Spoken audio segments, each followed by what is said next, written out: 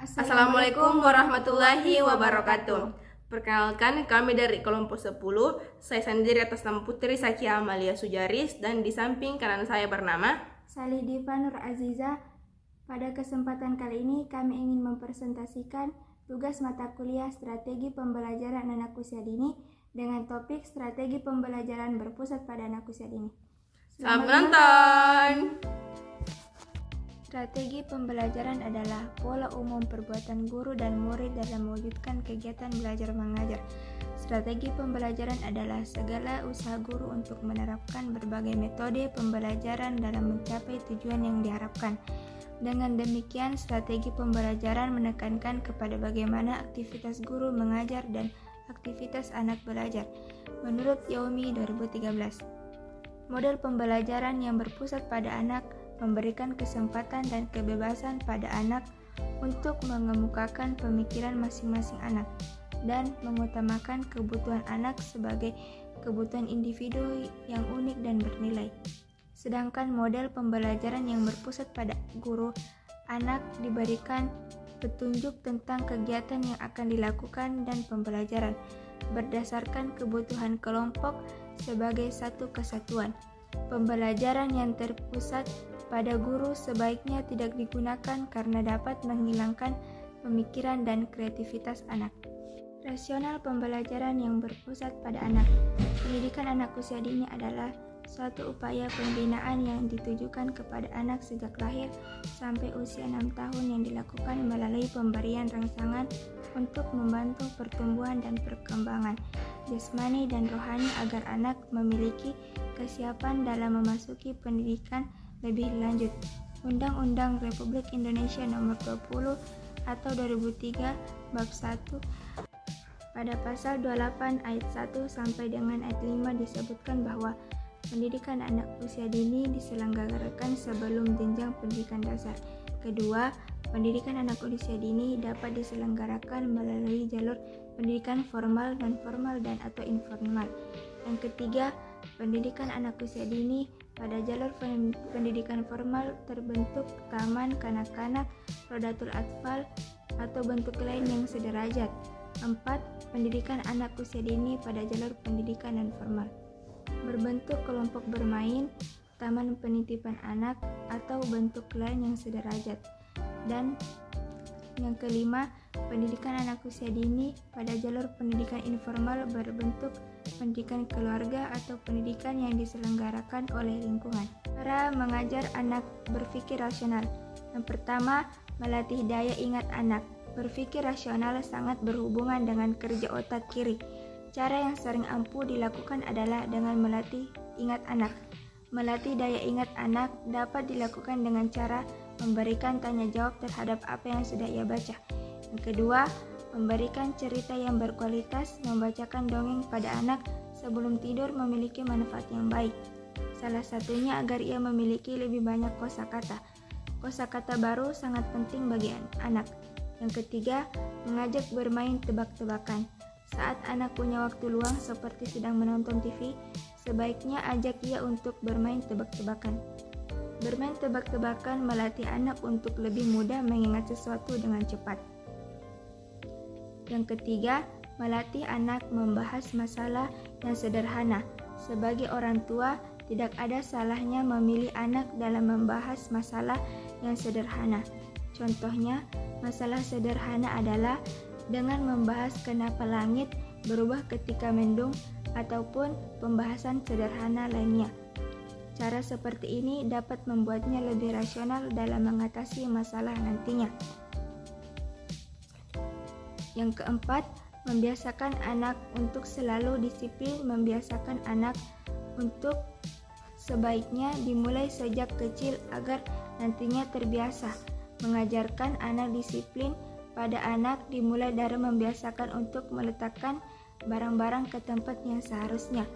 Sikap disiplin yang diajarkan sejak kecil sangat berpengaruh pada pemikiran rasional. Manfaat berpikir rasional bagi anak.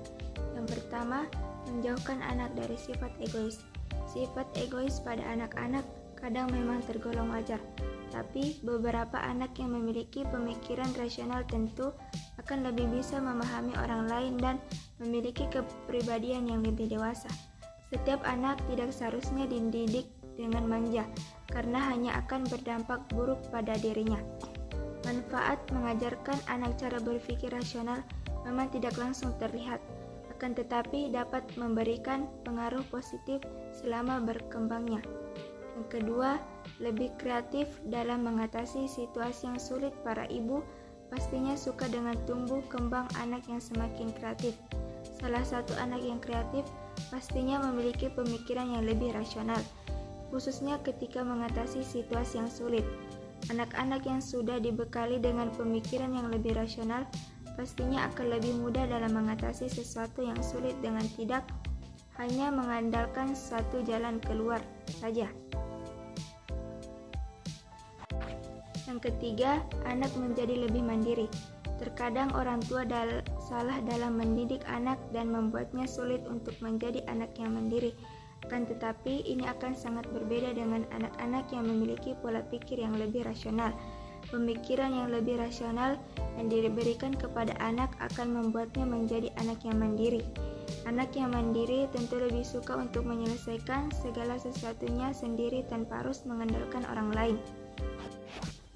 Yang keempat, lebih sering menemukan hal-hal baru. Anak yang sejak kecil sudah diajari berpikir realistis memang berbeda. Mereka cenderung lebih mudah dalam menemukan hal-hal baru yang membuatnya semakin cerdas. Perkembangan anak yang memiliki pola pikir rasional selalu membawa dampak positif yang baik. Yang terakhir, tidak mudah dibohongi. Anak yang memiliki pola pikir yang bagus tentu saja tidak mudah dibohongi atau dibodohi dengan hal-hal sepele. Mereka cenderung akan lebih kritis dan mencari kebenaran yang ada. Anak-anak yang memiliki tingkat pemikiran rasional tinggi bahkan akan menganggap hal yang mustahil jika tidak memiliki kebenaran yang masuk akal. Materi selanjutnya, langkah-langkah pembelajaran yang berpusat pada anak. Pendidik juga bisa menggunakan berbagai pengalaman dan anak-anak sebagai titik tolaknya.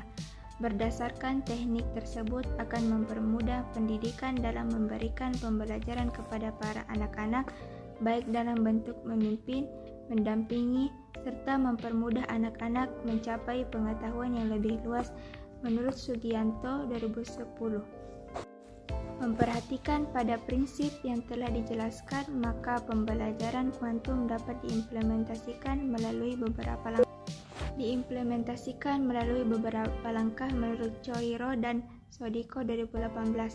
Pertama adalah dengan memberikan pemahaman akan relasi diri peserta didik dengan berbagai hal yang akan dihadapinya, yakni melalui penamanan ambak atau apa manfaatnya bagiku.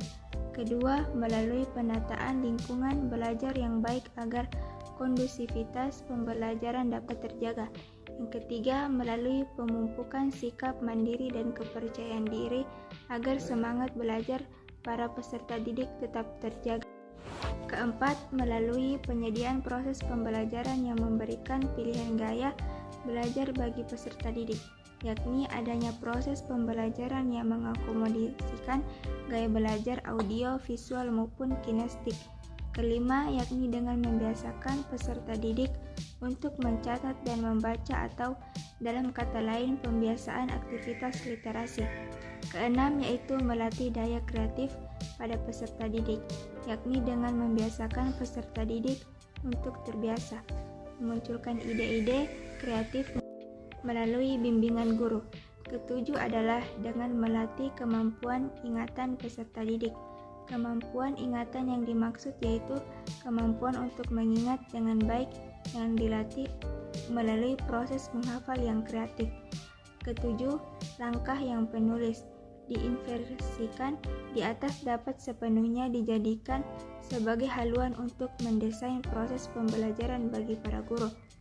Dalam ranah PAUD di sekolah, kunci dari proses mendesain ini ada pada perencanaan kegiatan pembelajaran atau disebut dengan rencana pelaksanaan pembelajaran sesuai dengan kurikulum yang ditetapkan. Penyusunan RPP PAUD sebagaimana dikatakan oleh Munawwaroh adalah terkait dengan proses merencanakan kegiatan. bermain secara operasional untuk menyokong proses pembelajaran bagi para peserta didik. Menurut Munawarah 2020. Yang ketujuh, langkah dalam implementasi pembelajaran quantum learning tersebut sangat mungkin dilakukan dalam ranah PAUD, tergantung bagaimana kompetensi guru dalam memahami pembelajaran quantum learning dan langkah implementasinya. Materi selanjutnya yaitu contoh pembelajaran berpusat pada anak. Langkah-langkah kegiatan yang pertama adalah tahap perencanaan atau planning time. Tahap ini merupakan tahap awal dari seluruh kegiatan. Tahap ini merupakan tahap yang cukup penting karena tahap ini anak dapat mencoba mengemukakan gagasan, pilihan, dan keputusan yang akan mereka buat. Tahap ini anak diberikan kesempatan untuk membuat rencana dari kegiatan yang akan mereka lakukan selanjutnya. Dengan membuat perencanaan, anak akan terdorong rasa percaya diri serta terlibat dan berkonsentrasi pada permainan. Ketika anak merencanakan sesuatu, mereka akan melakukan berbagai tugas perkembangan di antaranya. Yang pertama adalah menetapkan masalah yang akan dipecahkan atau menetapkan tujuan yang akan dicapainya. Contohnya seperti saya ingin tahu apa isi kotak itu. Yang kedua adalah membayangkan serta mengantisipasi kegiatan yang akan dilakukan. Contohnya yaitu jika saya menarik bangku ke dekat kotak, saya akan tahu isi kotak itu. Yang ketiga adalah mengekspresikan minat mereka terhadap sesuatu. Hal ini dianggap penting karena ketika anak berminat akan sesuatu, mereka akan tampak lebih bersemangat dan memungkinkan terciptanya pembelajaran yang bersifat efektif. Perencanaan yang efektif berawal dari minat anak. Itu pengamatan yang sangat teliti dari seorang guru sangat diperlukan karena guru harus mendorong dan membantu anak formulasikan perencanaan saat itu. Coba Anda cermati penjelasan tentang beberapa cara yang dapat digunakan dalam menentukan perencanaan. Yang pertama adalah anak-anak mengelilingi area-area yang terdapat di dalam kelas dengan berpasangan. Apabila mereka menemukan area yang cocok minatnya, maka mereka dapat bermain. Yang kedua adalah meja perencanaan dipenuhi dengan alat-alat yang akan digunakan dalam kegiatan. Anak dapat menyentuh alat-alat tersebut serta memilih untuk memainkannya. Yang ketiga adalah guru dan anak berpura-pura menjadi kereta api yang berkeliling dari area ke area untuk melihat bahan dan permainan yang mungkin dapat dipilih. Tahap berikutnya yaitu tahap bekerja atau work time. Tahap bekerja adalah waktu di mana anak bermain dan merencanakan masalah.